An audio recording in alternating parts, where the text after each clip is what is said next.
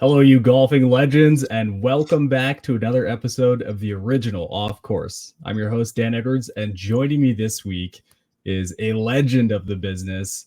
He's built planes, probably. I would bet he's built at least 3 or 4 underground roller coasters that he hasn't talked about just as a hobby, I'm guessing. His name is Master Mike Yagley of Cobra Golf fame. Mike, it's great to have you, buddy. Dan, it's great to be had. I'm really excited to be here.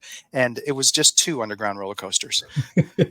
I'm trying to think of things that would be like a legitimate hobby that would be of your quality that put the time into. I'm guessing wrong. I'm guessing you have some more interesting hobbies. I mean, we've all been to your Instagram. We know you're a big car guy, an older car guy, which is really cool. But we haven't had you on the show for a while. So what's going on with that? You got anything new or interesting, or have you seen some interesting things lately? Right now, honestly, it's a lot of chasing kids. My Yeah. son is playing travel ball. I'm coaching his flag football team. My daughter's into dance. I get to play a little golf. My daughter and I do a lot of car shows, and that kind of fills the whole thing up. Oh, yeah. So you're not coaching dance? No, I did a father-daughter dance a couple of times. If a recording of that ever surfaces, I'm in big trouble. It was so bad. It was fun. For It was a her, lot of for fun. you. Oh, both. Oh, yeah, both. She stopped asking. She's like, "No, Daddy, we're good." Yeah. Yeah. Yeah. Okay. So we Mhm. were reminiscing a little bit before the show. I can't believe. Well, first of all, we're going to talk Morgan Cup today because that's what we do. It's a big part of THP culture, and it's continued on. And the legacy has grown, obviously. But the last time we were in one together was 5 years ago, and we were just I know. chatting about like how does the time move so quickly? It is flippin' amazing. And so I can tell you, just based on my own children, go back to them, it's going twice as fast. We will go to our kids' friends' birthday parties, and I'll look at my wife and go, "Didn't we just come to this kid's birthday party like 6 months ago?" And she goes, "No, that was a year ago." And this has happened several times. I'm like, "Okay, I have enough data now." Like in my head, it's like, "Oh, it really is going twice as fast." And it's true. They say that when your kids are born, it's like, "Oh, it's going to go fast." It goes fast. Um, Can I ask you the most painful question? yes. So I've got this little flag here that I'm waving, like a team hackers. Listen, man, is this a white flag? Is this the intent here? Like what has happened to your No. franchise? Um, there's been a lull. It's kind of like the Padres, Chargers have done it, right? And I don't even speak about the Chargers anymore. They're dead to me. Um, there are moments in franchises where there's a lull, and this franchise is going to get re-energized. This franchise Yeah. is going to bring it. Oh yeah, Well, yeah, we've got a new captain for hackers this year. We have yes, got currently on the forum we're seeing lots of, hey, you're in the Morgan Cup, change your entire yearly schedule to embrace this madness. Those are popping up right now. You've got to be getting a little bit excited. oh, a lot. Are you kidding me? I mean, I say it, and Hose now says it too because he likes to repeat a lot of the stuff I say that's really like sounds good and smart, and from the heart. It is my favorite 4 or 5 days of the year by far. And you will not hear me say that about anything else golf related, right? There's kids and family and other things, right? But no, those days are the most amazing, um, I would say experiences, and experiences like from playing golf, from just hanging out with the guys, talking about product, talking about life, right? So I can tell anyone who's listening that's going to be participating, I am so excited to be with you. And if you're on Team Paradise, so excited to kick your ass this year. I can hardly wait. Can I follow that up with a very painful question for me? Yes. Years ago, logos were established, and for some reason, hackers got the color red, and for Hmm. some even more abhorrent reason, Paradise got the color blue. Now, I don't know if you know anything about me. Any color blue is what I deem to be Canadan blue. So there's Yes. like a deep emotional connection to that color. Why did it have to be that way? Why couldn't hackers be blue? What happened? I don't know. I don't know how that happened because I'm a blue guy too. I mean, look, I'm wearing blue right now. Yeah. And the people in the office, they're like, wear blue. You look good in blue, right? I own almost no red whatsoever. I don't know how it happened. Wasn't my choice. That'd be flipped. That would be flipped. So That could can be we? part of the problem with the franchise right now. It It's the could wrong damn be. color. Yeah. Yeah. So can we establish right here that Master Yagley has said Paradise cannot have blue? You do not own that color. Can we do that right now? Sure, I can say that. We'll see what really happens.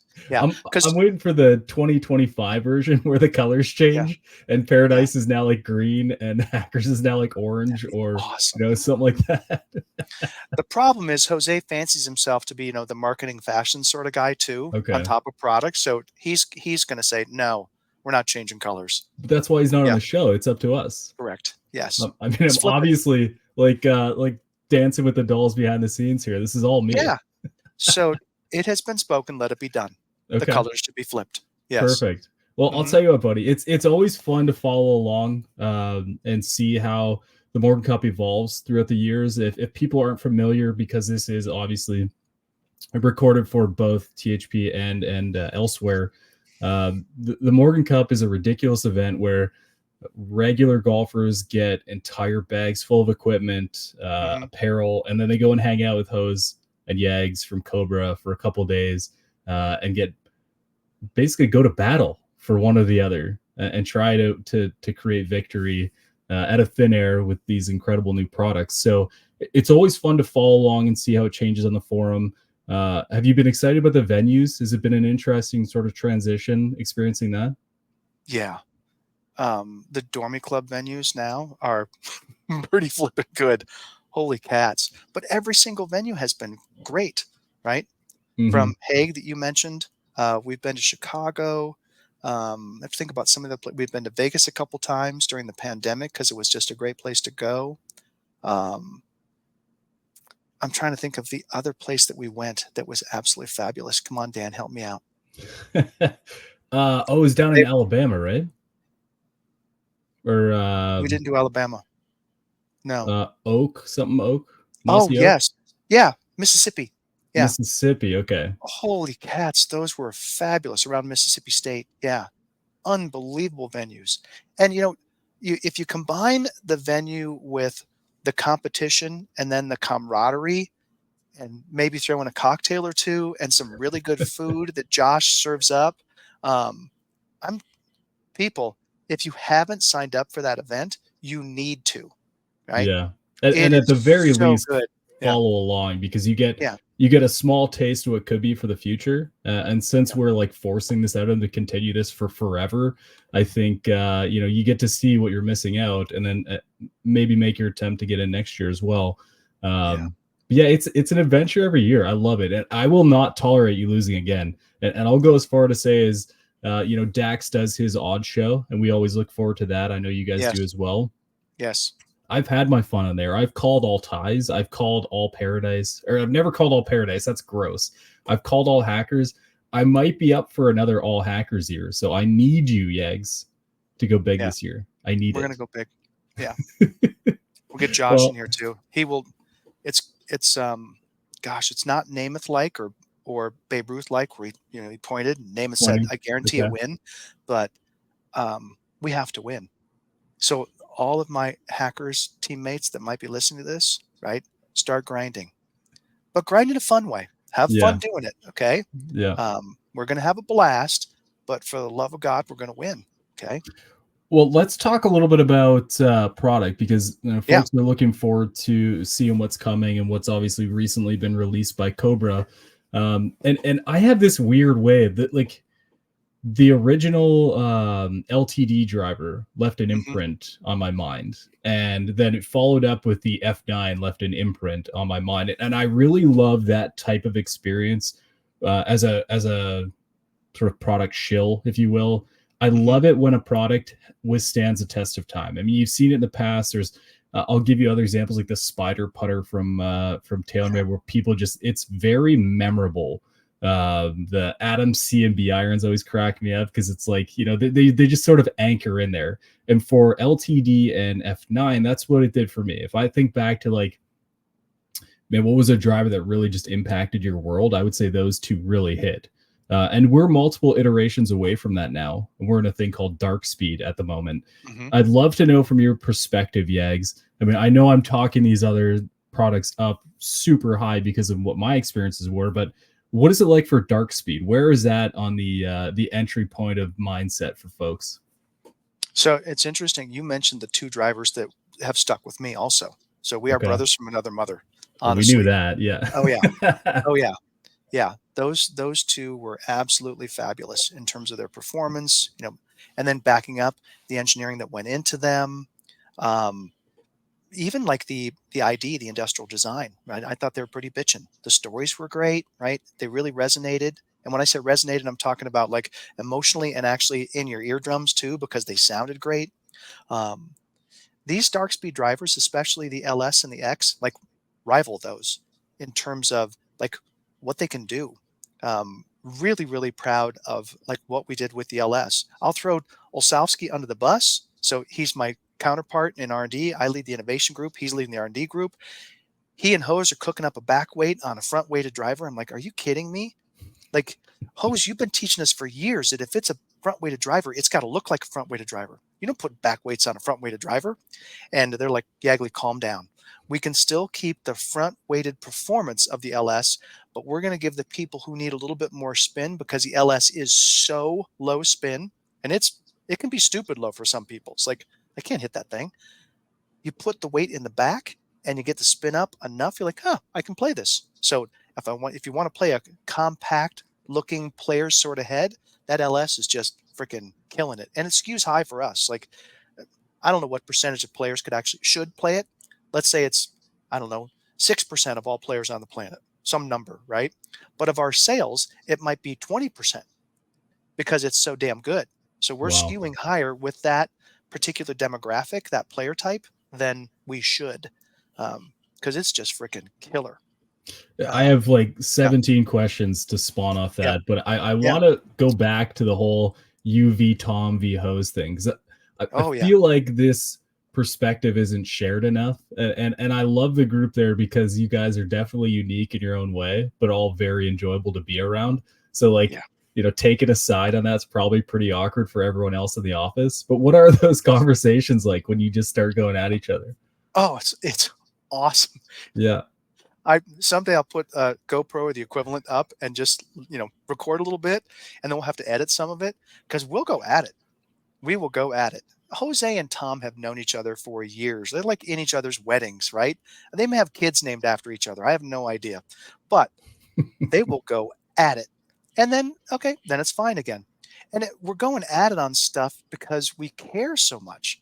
And it's so much fun. I'll tell you, I've been at other companies, and some places can be a little bit more corporate. You may have like 10, cooks in the kitchen. You may have several VPs that come in and say, here's what we're going to do. Um, it's just a couple of us. There's actually like four of us between Olsowski, Tio, Hose, Doug Roberts, who's the head of design, who reports to Tom, and myself. We're tasked with, okay, guys, figure it out. Like the rest of the company says, just go figure it out. It's not like Dan Ladd comes swooping in and goes, no, I want to do this.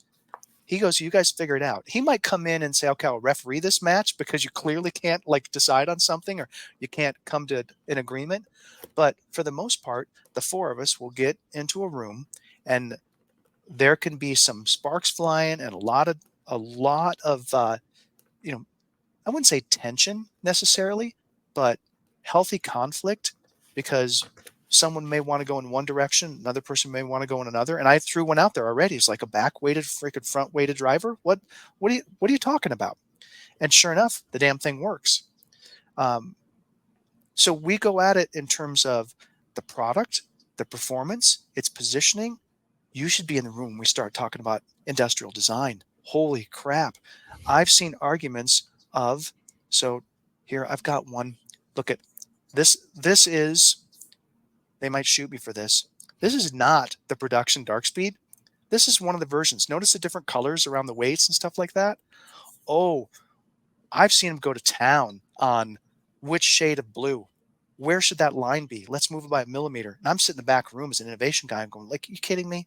You're going to tell me we're going to sell one more driver if we change a shade of blue by like 2 points on the PMS curve? No, not going to. Well, if it was Oh yeah, red, I'd agree with you, but yeah, yeah, blue, I mean, come yeah, on. yeah.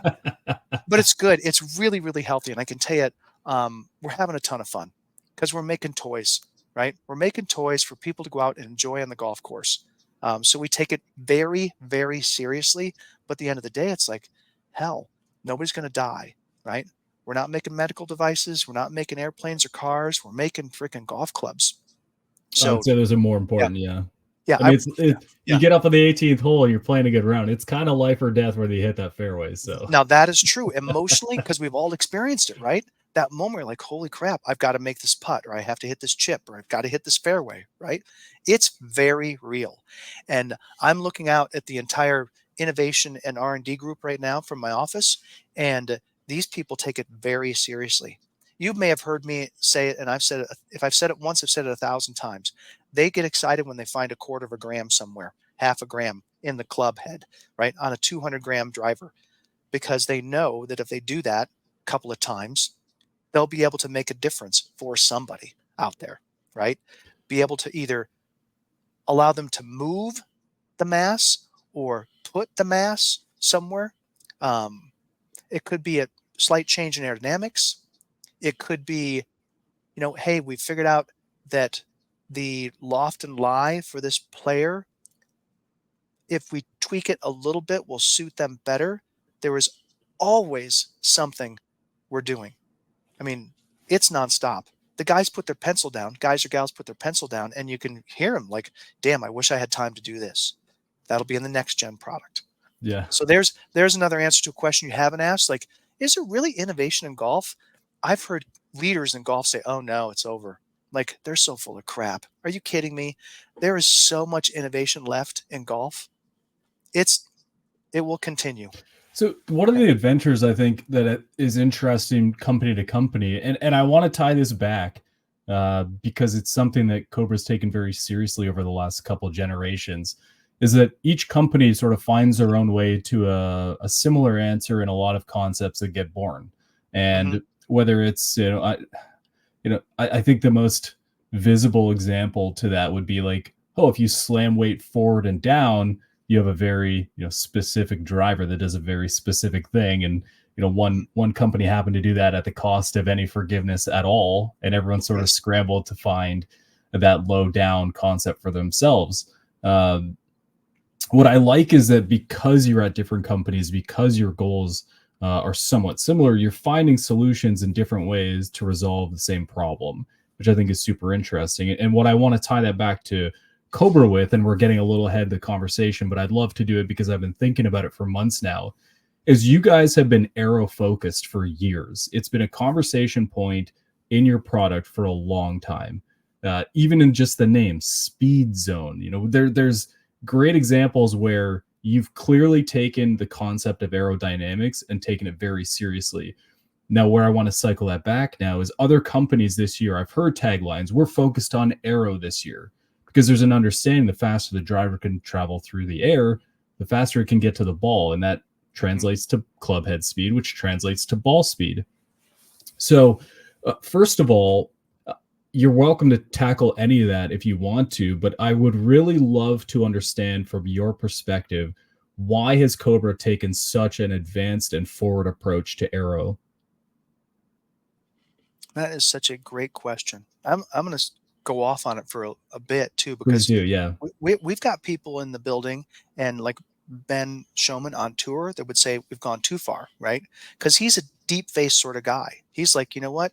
Deeper face, my players, his tour players, like those better. They perform better for them. It's like, and a deep face and aerodynamics are not friends of each other, because you've got a volume constraint. And so if you go super deep face, you probably have to reduce that rounded leading edge that we have. When I say leading edge, I'm thinking wing. So it's really the leading edge around the entire face. We've rounded that dramatically, which really reduces the drag. That's like one of the first and foremost things you can do to reduce drag. But then you can't have as deep a face. And that balance of, okay, how much streamlining can we do? And can we still have a deep enough face?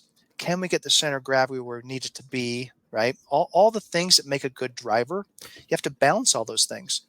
And me and Clayton Evans, several years ago, started looking harder at aerodynamics than we had, because I was one of the guys, I'll tell you, Dan, here's the truth, honest to God's truth. I'm an aerodynamicist. I'm an aerospace engineer. I worked at the aerodynamics group at Boeing. I did a bunch of aerodynamics on bombs and missiles and all sorts of crazy ass stuff. I'm getting into golf and I'm like, really?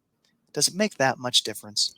And I do all the math and I'm like, holy cats, to take the club from the top of the swing to impact, literally 90% of the work, and I'm talking about, moving a mass through time and space. So the work required, which is how much energy you're putting into it, 97% of it is just moving the mass.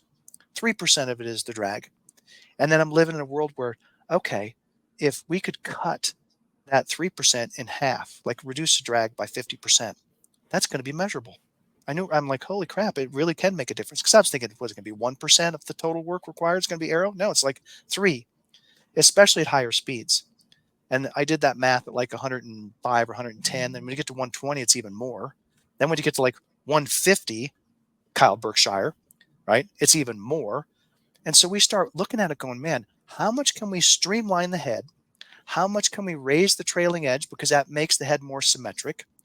How much can we make the parting line from the toe back to the trailing edge more in the middle, because that makes it more symmetric? So you're doing the streamlining and doing all the symmetry stuff, but you don't want to screw up the resilience. You don't want to screw up the mass properties. How much can we do? And the F9 was like the first one. We're like, we can actually do a lot, and it's noticeable. And then we kept going, and we gave it to the likes of Kyle Berkshire, and I was there firsthand. I went to the one-stop power shop in the middle of nowhere in North Carolina, where Bobby Peterson has a chicken farm and a driving range and a bunch of guys swinging as hard as they can, hitting it 450 yards into the freaking trees at the far end of the range, right? And he takes 2 swings, and he's like, what is this? And it was literally 3 to 4 miles an hour faster, which in his world, in anybody's world, but in his world is, winning, not winning. And he turns around, right, and he's like, when can I have this? And I'm calling the mothership, and I'm like, he wants this club now. We only have 2. There's 2 prototypes. He can't have this thing. And it took some time then to go from, okay, we've got this really good aerodynamic package. How do we put it into his long drive head? So through all of that, we still have to balance, okay, we know how to make really good aerodynamics, but we still have to balance, like I said, the mass properties, the resilience properties, the player target. A draw driver doesn't need as much aerodynamics as an LS. Draw driver is designed to draw, and that's its primary function. And so we will sacrifice some of the aerodynamics on that end of the spectrum, because we know that mass properties are they're more important, right? And so as an engineer, I totally get that. As an aerodynamicist, I'm like, I want to put as much aero as I can into everything. So we do. I'm still babbling. If you look closely at our max driver versus our LS, you will see that they both have rounded leading edges. Like, okay, good start, Yagley and Clayton. And then when you move back, it's like, well, wait a minute. The trailing edge on the max is much lower than the LS. That's because they need more mass in the back to give them MOI. So if we kept the trailing edge high, the center of gravity would move way up, and that poor person might get MOI. They've got decent aerodynamics, but now the CG is way too high, and the spin goes way up. So bite the bullet and say, okay, from an aerodynamic standpoint, sacrifice it. Lower the trailing edge, get that center of gravity back down, give them the moment of inertia they need, and now you've got a balance of them. And when you lay them out, the LS, the X, and the Max, and they're right in front of you, you can see it plain as day. And I'm so proud of what we've done, because we have made the right choices for each one of the individual players, be it the LS, the X, or the Max. Classic engineering problem. Who's going to win? Is it the aerodynamicist? Is it the mechanical engineer? Is it the fuel guy? Is it the propulsion guy? You look at an airplane, they're doing the same damn thing that we're doing with the golf club, just a different purpose. They're optimizing that shape and that function and that mechanical thing for what it's supposed to do. Carry people a long way. So you have to balance all that. In this case, you got to hit a golf ball a long way. You have to balance all that. Super fun problem. I mean, super fun. So I want to cycle that back just a little bit, because you mentioned Kyle getting quite a bit of distance gains or speed gains. Is it true that 1 mile an hour clubhead speeds like in and around 3 to 5 mile an hour ball speed typically on a similarly struck shot? I would have said about 1.5 miles, right? Mile and a half. Okay. Yeah, 1.5 miles. Yeah. what you just said was like yards for the average player. Yards is what I was thinking of. Yeah, Yes. Yeah. absolutely. Yep. So I'm just trying Yep. to sort of normalize this for the conversation, Yeah. because like we Yeah. understand that swinging faster typically means further, but what does exactly mean? I think it's about, like you said, 1.5 miles or so, which translates to about 3 to 5 yards with a similar contact quality involved. Correct. Yeah. When you're swinging around 100 miles an hour, let's say, Okay. all that would So be true. And of course, your results will vary, right? Depends upon how much club head speed you have in general, right? right. Sure. Someone So swinging 80 is different from somebody swinging 120. so I want to give you a chance to validate a little bit, because Mhm. the thing, and you mentioned like these people who have opinions who seem to be read by a lot, saying, oh, we've maxed whatever we can, we've done whatever we can in golf, and concepts there, which I think is, obviously pretty silly. And it Mhm. circles back to that idea that companies are doing it in unique ways, and they're continuing to find unique ways to arrive at different conclusions, or the same conclusion. So that tells me that there's always going to be that sort of sum of all parts potential existing in different ways, in different iterations, in different materials, and so forth. What drives me nuts, and I've seen this in the past, where people read the marketing hype or the marketing information that's put out, and they're just saying, they're just spitting nonsense out that doesn't really mean anything, but just to try and get you excited. I mean, I would say golf has dialed it back a little bit, because they went pretty aggressive there for a while. But you've just described, after being a very aerocentric company for a long time in your driver heads, you've just described in 5 minutes examples where Aero really does have a genuine impact on the results of a club, depending on the design of that club. So I want to give you an opportunity to sort of challenge that perspective that is marketing hype, when you guys isolate to your product and say, this is what we're going to feature in our storylines. Yeah, that's a great insight, observation, and then follow-up question. Because from a get a consumer excited about a product standpoint, I get the marketing stuff, right? Sometimes you got to use puffery or hyperbole or something to, like, when you're pointing at something in the head and say, look, um, great example, PWR-Bridge. Okay. So in our LS and X driver, we have put a titanium bridge just behind the face, just above the sole, that's attached in the toe and the heel. But titanium is really suspended through there. And a great example of, we had a problem, which was, we want low forward, but we don't want a low forward CG. We don't want to put the mass on the body itself. Because once you put the mass on the body, you're doing all sorts of funky things. You're going to change its resilience because you're changing its stiffness. Okay. You're going to change, well, you're putting it there for mass properties. Well, let's just stick with resilience. You're going to stiffen that whole thing up. So now, how do you make the face flex? How do you make it sound good? There's all sorts of issues. Well, one of my innovation engineers actually came up with the idea when looking at a hybrid, because he's looking at going, I got all this mass. How the hell am I going to get this thing in the club? He's like, I'm going to suspend it.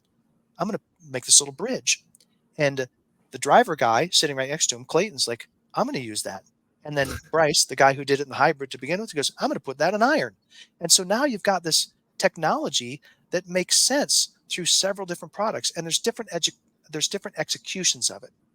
The metal woods, you're attaching it to the body, heel, and toe. With the irons right now, we're attaching it in the back and suspending that mass. But the whole thing is around like suspending the mass. And then Hose gets a hold of it and he goes, damn, that's really cool, right? Let's call it something. And there comes the hyperbole, but it's true in this case. Like, this is one where, yeah, no kidding. This is a big deal in this golf club. And there are times where he finds something that he really, really likes and it's a cool story. It's like, it's not as big a deal, but I get it. From a marketing standpoint, it sounds cool. Like, So, yeah. so to be clear, not as big of a Yeah. deal. There's still a genuine impact. Otherwise, it wouldn't exist in the head, right? Like there's Correct. still Oh, yeah. an absolute value to that Yeah. concept. Yes. The fun that they get to have is, where can they really target their story, and Yes. sort of celebrate the marriage to everything else that exists in the product, right? Yes. Oh, yeah. And, and I get it. They've got to pick something. And, hell, I'm a consumer too. And there's been times we pick stuff. I'm like, I like that one. There's been times like, I don't know. There's been times where Hose and others have demanded that we do something on the golf club. Do you remember when we had the speed channel I around the sure do. edge of the Yeah. face, right? Yeah. Oh, we were going to talk that thing up. I mean, that was going to be the story. Woohoo! Yeah, we barely talked about it, Well, and I it's get it. the Right? ever Yeah. evolving Yes. storylines that you sort of Totally. have to deal also with what the industry is talking about, right? Because you can't just hype Yes. one thing and ignore something that everyone else is talking about. Correct. And as we're developing the technology and the stories around it, because those kind of go hand in hand. And a lot of times my team comes up with a story for that technology. And sometimes it's used, sometimes it's not, which is fine because we love doing it. As Hose would say, there's a marketing guy trying to bust out of every one of us, even these engineers. Um, and so if we have 3 or 4 significant technologies that are going to go into a driver, let's say 2 of them are carryovers, but we've made improvements to them, like the PWR-Bridge. That's a great example. That thing in the Aerojet was straight across because that's what bridges look like. And we couldn't get at the casting very well inside. Your listeners have probably heard the story of how these things are made, like drivers are cast. Well, you've got this great big tool that, let's say, looks like this big, and you're injecting wax into this tool. Like, what the hell's going on? You take the tool apart, and it's this massive, really cool puzzle. And out of the puzzle, oh man, I can't show you that one because that's a prototype. I was going to pick up a prototype driver. You know what? I will, but I'm just going to show it really quick. Out of the puzzle comes this, right? And it's made of wax, and it looks just like a driver, but it's made of wax. You coat that with a ceramic slurry and melt the wax out, and you're left with this shell that you pour titanium into. Bang that shell off, and now you've got this casting that looks like a driver, but it needs a lot of work, polishing and casting and a crown molded to it and all this stuff, right? Well, this is the end of the story. The Aerojet had a straight bridge because in order to be able to get that thing, like take these pieces out of that wax cast that's been put in this tool, we had to make it far from the sole and far from the face. Well, then the guy's like, I want to change the dark speed driver insert to this shape because we can increase the span, we can get more speed, more resilience, tweak the spin some more, whatever we want to do. It makes the face bigger, and bigger generally is better with a lot of things. And it was definitely true with the face insert. Well, this little lip allowed us to now get inside of that tool and around the bridge and get little pieces out as we're pulling that wax out of that tool. Like, crap, now we can get the bridge lower. We can move the bridge closer to the face because we can actually get at it in the tool. And there was a lot of serendipity. We do this, and we make the bridge now curved and lower. So we took what was a great idea and incrementally improved that. And we do that all the time. Like I said earlier, guy or gal puts their pencil down and like, damn, I wish I would have done this. Yeah. And that's a great example of So I know making you're better. Yeah. so your connections with R&D and innovation are obviously there, and I'm sure I want to circle back to a conversation about going way too far forward and way too far low being problematic for a lot of golfers. It sort of ignores the other part where you actually have to hit the middle of the face to get the things that matter in a contact point. We've seen various examples recently where there is an extreme take on something, whether it's forgiveness or spin or whatever it may be. I assume you're always sort of towing that line of going too far and having to rein back a little bit. And what is that like? And I want to add to that is, do you see it sort of being done in other areas, maybe not coming out of your factories or coming out of your design teams and going, ooh, I don't know if they went too far? Oh, yeah. You threw one example out of a very low forward CG, which happened to have a sliding track in the front of it. But the MOI was that of like literally almost like a 3-wood. Slight Right. exaggeration. Right. We won't mention that product, but we have had irons with more moment of inertia than that driver. I'm not kidding you. Okay. So yeah, that's a great example of, okay, that's too extreme. we go to extremes, and I'll give you a couple examples. Face inserts, like with their dark speed iron, great technology. Okay, we've got a power shell face insert that goes around the face and it goes like over the edge. Well, there is a groove, a tiny little groove right at the intersection of the face and the sole of that insert. And it doesn't look like much, but it actually causes the face to flex just a little bit more. Okay. Hmm. Enough that, it's worth doing. Well, you mentioned like, can you go too far? Sure. Then that's what we do. Like, let's make that groove really deep. Then the face breaks. Like, whoa, that's not good.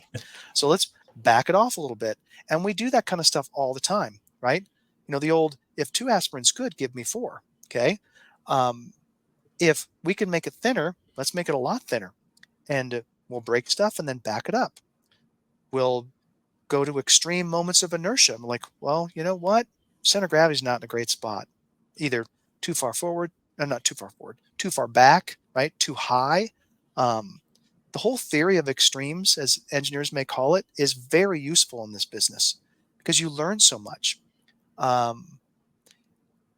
don't know exactly what you're getting at with this one. Like, are you talking about us seeing other companies' products going I and don't know. saying, There's like okay, a that's too far? conversation at the, Yeah. Because, we've seen it a couple times. We've done it a couple times. But for the most part, the products out there, especially like ours, just thinking of ours, we design them like the LS. It's pretty freaking extreme. There are players that cannot hit that thing. Okay. And then the max in the draw setting, right? That same guy who can play an LS, they can play that max sometimes. But if it just starts going too far left, it's like, I ain't playing that thing, right? They're designed to be extreme because golfers are extreme. There's a lot of different golfers out there. Yeah.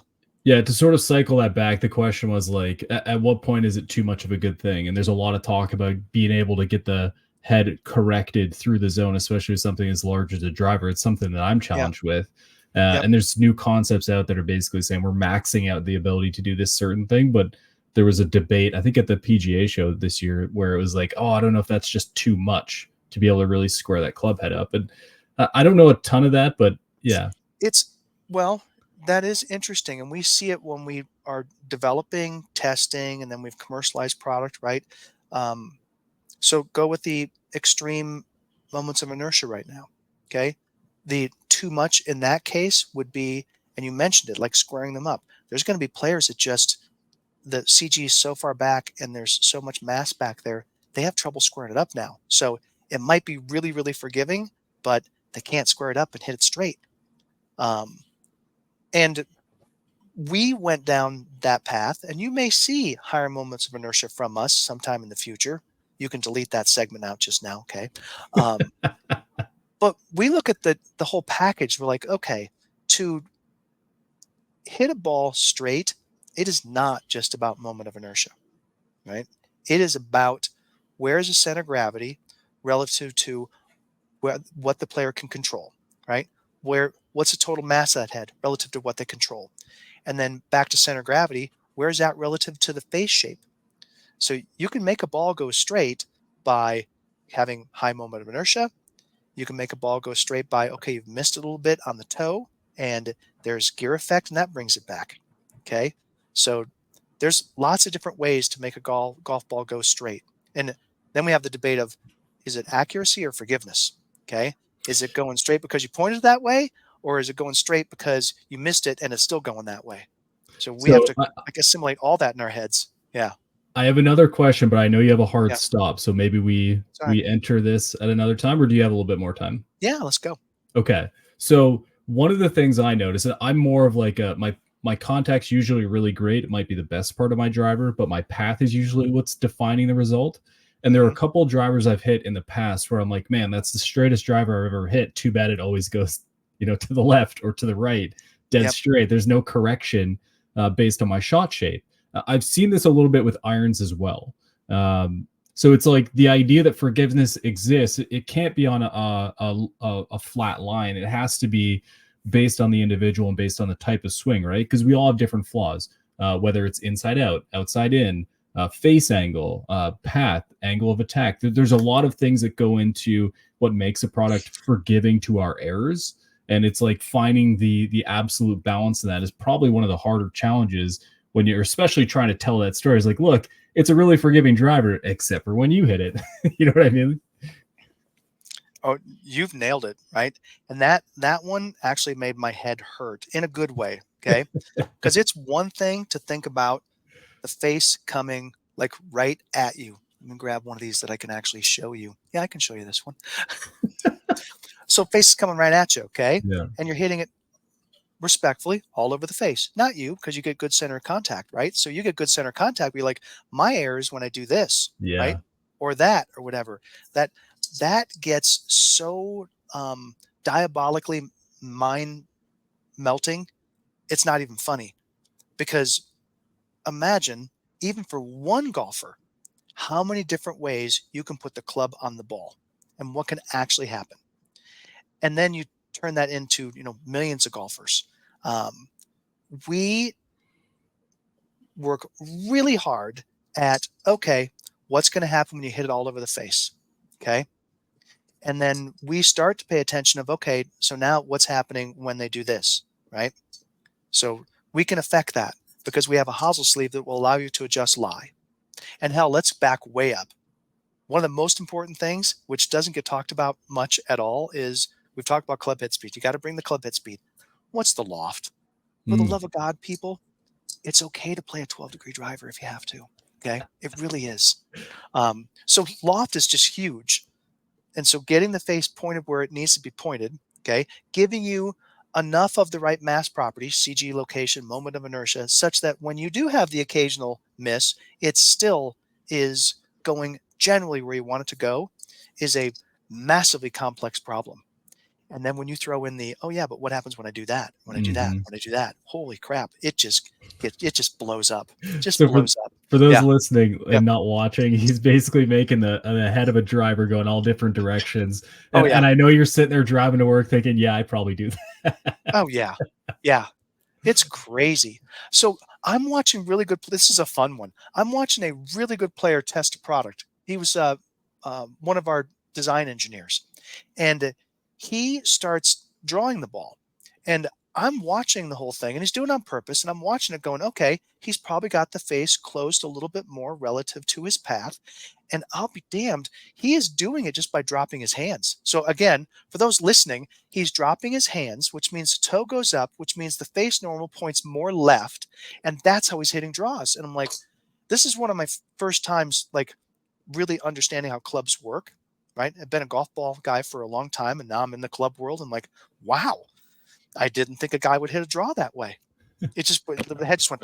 And that's back to the story that we all do things slightly differently. And for your Totally. group to be able to sort of marry that all up into three heads that support three different types of golfers, to me is fascinating. I think it's just, to come back on everything, I think it's incredibly disrespectful to assume that it's just all marketing hype when you truly do have those focus points featured in each one of your heads. So I'm glad to give you an opportunity to sort of celebrate that a little bit. And here's the problem as you get ready to go. You come on here and I have this huge list of things to talk about, and we spend most of it talking about things I don't really understand. So yeah, if you'll do me the kindness, let's get you back on again soon, because I'd love to talk more about dark speed in total. And I would assume as new things come out, you're probably excited to talk about those as well. So I would be honored. And you know what? You want to do it next week? We'll have a part 2. We'll have part 1, part 2, and just go right into it. I have no problem with that. Oh, yeah. Okay. Well, I'll tell you what, for the folks out there listening, Mike is an incredibly kind soul for entertaining me today. He's become a very good friend in the industry to me because of how genuine he is when it comes to golfers and the goals that they have for their game. I love to see the Cobra's trajectory and you guys have success there. So thank you and good luck this year. I've officially put my hat in the Let's Go Team Hackers because of you. Don't tell Hose. I won't. Thank you for all the kind words, and I appreciate being on your show. And I will say, Daniel, also, you do a tremendous job on this show. Thank I'm you. sure all your listeners like, hell yes. You bring it. And these are great conversations. I appreciate the conversations you have with everyone, me Thank and you. all the other guys that are out there. So thanks for letting me share. And yes, we can do this again whenever you want to. I love it. Hey, if you guys are out there playing golf this weekend, have a great time. Make it count. Go check out Cobra Dark Speed products. They're very interesting. I'm a bit of a shill based on my experiences in the past. So like, at least tell me how you feel about them and don't do what I do, which is compare everything to F9. Because it's so advanced at this point. There's no real point to it. we do the same thing, Dan. Yeah. But anyways, this will be up on the forum. So let's go have a conversation. Tell me about your favorite Cobra product. And then let's talk Morgan Cup. Yags, we'll have you on again soon. Thanks, buddy. Thanks, Dan. Take care, everybody.